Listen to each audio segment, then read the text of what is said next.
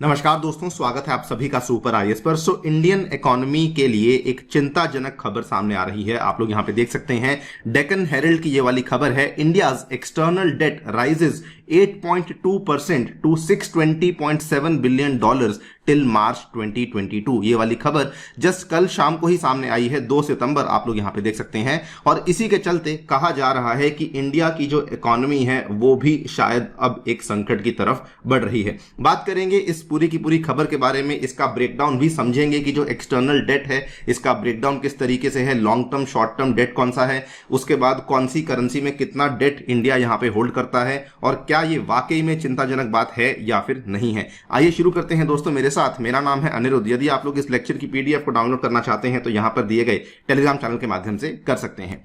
All right, तो directly jumping to the point, यहां पर इस रिपोर्ट जो कि फाइनेंस मिनिस्ट्री के द्वारा रिपोर्ट पेश करी गई है, इन्होंने बताया है that the India's external debt has risen by 8.2% year on year to $620.7 billion as of March 2022, और अकॉर्डिंग टू देम ये वाला जो डेट है ये सस्टेनेबल है। इसके बाद जो दूसरी फिगर यहां पे सामने आई है, इन्होंने बताया है कि external debt as a ratio to GDP was 19.9%, और अगर हम लोग बात करें एक्सटर्नल डेट रेशियो की तो वो यहां पे 97.8% था। नाउ इन दोनों चीजों को समझने के लिए पहले हम लोग देखते हैं कि external debt as a ratio to GDP जो 19.9% है ये कितना चिंताजनक है।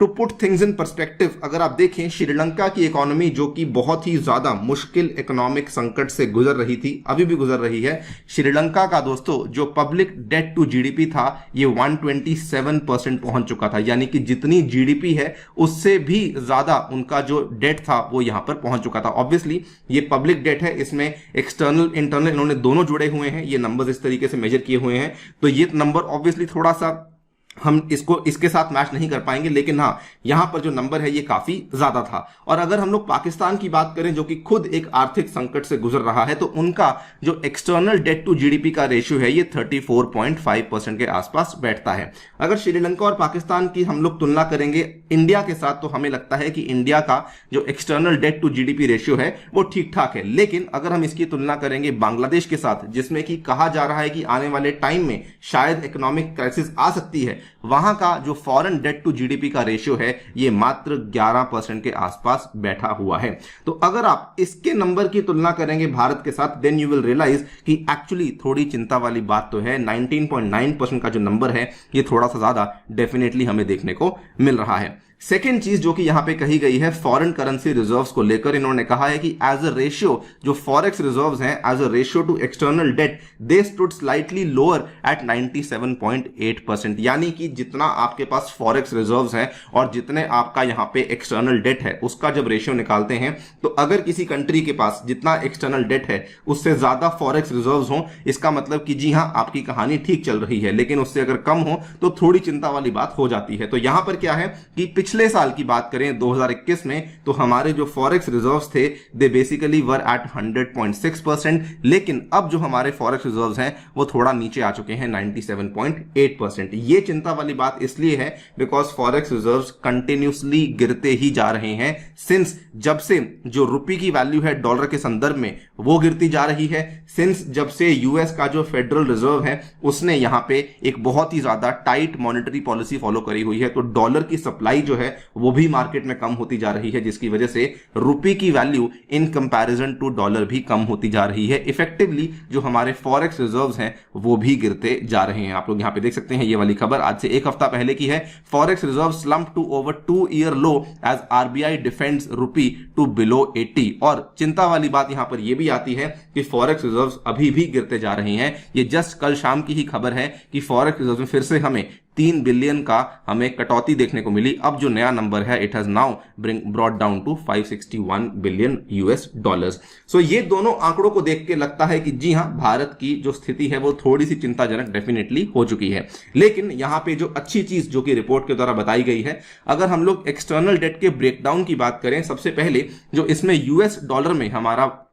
एक्सटर्नल डेट है ये अप्रॉक्सीमेटली 53.2% के आसपास है। लेकिन अच्छी चीज यहां पर ये है कि इंडियन रुपी डिनोमिनेटेड डेट में हमारा जो परसेंटेज है ये अप्रॉक्सीमेटली 31.2% के आसपास है, जो कि हमारे लिए इसको मैनेज करना काफी इजी बन जाता है। सेकेंड गुड थिंग जो कि रिपोर्ट ने बताई है कि जो हमारा लॉन्ग टर्म डेट है ये अप्रॉक्सीमेटली 80% के आसपास है और जो हमारा शॉर्ट टर्म डेट है ये केवल 20% के आसपास है। आपको इकोनॉमी में एक चीज बताना चाहूंगा कि लॉन्ग टर्म डेट जितना ज्यादा हो उतना अच्छा होता है, बिकॉज को रीपे करने में आपको टाइम मिल जाता है, और शॉर्ट टर्म डेट जितना कम हो उतना ही अच्छा होता है। तो भारत के लिए ये वाली दोनों चीजें हमें अच्छी देखने को मिल रही हैं कि लॉन्ग टर्म डेट जो है वो ज्यादा है और शॉर्ट टर्म डेट जो है वो काफी कम है।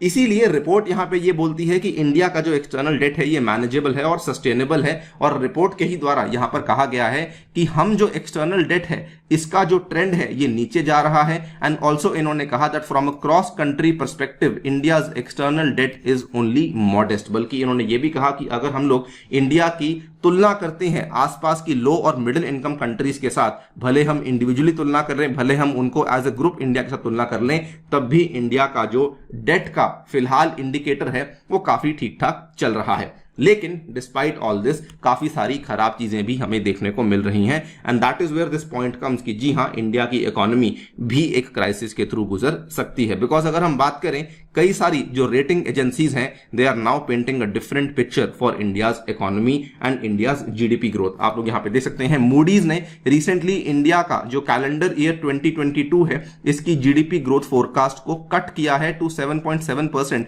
फ्रॉम 8.8%। इन्होंने यहां पर बल्कि केवल इतना ही नहीं, इन्होंने यह भी कहा है कि 2023 में जो आपका जो जीडीपी ग्रोथ है ये और गिरते हुए 5.2% पे आ जाएगा, बिकॉज जो बैंक्स हैं उनके द्वारा इंटरेस्ट रेट्स को बढ़ाया जा रहा है, मॉनसून्स का डिस्ट्रीब्यूशन अनइवन है, और जो ग्लोबल ग्रोथ है वो भी यहां पे काफी गिरती जा रही है। बल्कि ना केवल मूडीज, इसके अलावा गोल्डमैन सैक्स हुआ, सिटी ग्रुप हुआ, इन्होंने भी इंडिया की जो Q1 की जीडीपी का आपका डेटा है उसको काफी कम बताया है, ये बताते हुए कि हमें जो Q1 है उसमें ग्रोथ काफी कम देखने को मिली है। बल्कि इतना ही नहीं, भारत के सबसे बड़े बैंक SBI के द्वारा भी इंडिया की जीडीपी ग्रोथ फोरकास्ट को कट डाउन किया गया है to 6.8% for the current financial year. और यहां पर जो इनके चीफ इकोनॉमिस्ट हैं उन्होंने क्या कहा, उन्होंने कहा कि जो हेडलाइन जीडीपी नंबर्स हैं वो काफी चीजों को हाइड कर लेते हैं और काफी चीजों को जिनको दिखाना चाहिए वो नहीं शो करते हैं। इनफैक्ट इसमें इन्होंने बताया कि हमें IIP और CPI की बास्केट्स की जो मेजरमेंट है उसको थोड़ा बदलना चाहिए, सो दैट हमें जो रियल पिक्चर है वो मालूम हो सके। और साथ ही में इन्होंने ये भी बोला कि even though Indian government data के अनुसार जो इंडिया की जीडीपी है वो डबल डिजिट में ग्रो कर रही है, लेकिन ये बहुत खुश होने वाली बात नहीं है, because it is actually way below the market expectations. और इसमें भी इन्होंने बोला कि जब तक हमारा मैन्युफैक्चरिंग सेक्टर अच्छे से ग्रो करने नहीं लगेगा तब तक हम लोग नहीं कह सकते कि इंडिया की जो इकोनॉमी है वो वापस ऑन ट्रैक आ चुकी है। So yes, there are some pluses and there are some minuses. और साथ ही में अगर हम लोग एजेंसीज की बात करें, बैंक्स की बात करें, तो उनके द्वारा इंडिया की जो जीडीपी की आउटलुक है उसको थोड़ा खराब बताया जा रहा है। नाउ फाइनल क्वेश्चन हमारे सामने ये आता है कि क्या इंडियन इकोनॉमी भी रिसेशन में जा सकती है, क्या हमें भी एक भीषण स्लोडाउन देखने को मिलेगा?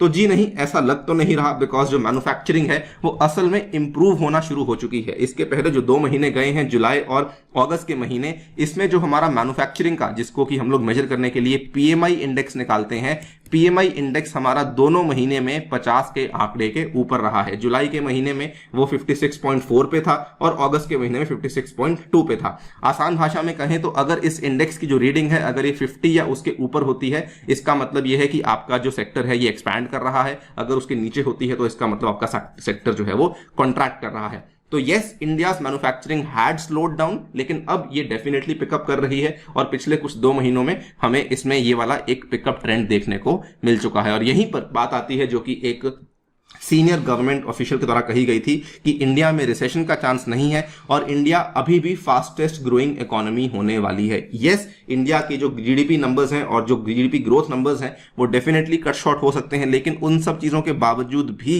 India will still be remaining the fastest growing economy this year. बाकी आप लोग क्या सोचते हैं इस पूरी की पूरी डेवलपमेंट के बारे में, डेफिनेटली बताइए कमेंट सेक्शन में। फिलहाल के लिए वीडियो में इतना ही। जाने से पहले बता दूं दोस्तों, टेक्स्ट बुक आपके लिए लेकर आया स्कॉलरशिप टेस्ट, जिसमें कि आप लोग को हिस्सा लेना है 4 सितंबर को, जिसमें टॉप रैंकर्स को कई सारे इनाम जीतने का मौका मिलेगा। Even some people will get 100% scholarship on super coaching. और इसमें ये टेस्ट 1 घंटे का होने वाला है। आप टेस्ट कभी भी शाम को 6 बजे से लेकर रात के 12 बजे के बीच में ले सकते हैं।